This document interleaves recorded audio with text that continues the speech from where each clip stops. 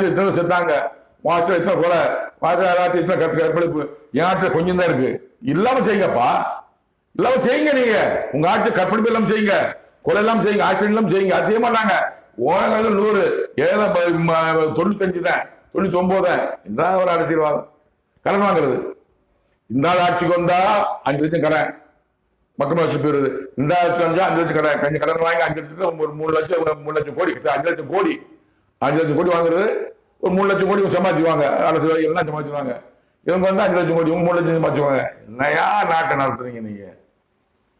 மக்கள் பூரா வேலை இல்லாம எத்தனை கஷ்டப்படுறாங்க. அரசியல்வாதிகளை பாருங்க, எத்தனை பசங்க வேலை இல்லாம தவறான பாதை போய்கிட்டு இருக்காங்க. கஞ்சா, போதை பொருள், கொலை, கொள்ளை, கற்பழிப்பு. தயவுசெய்து திருந்துங்க, கடவுள் திருத்துவார்.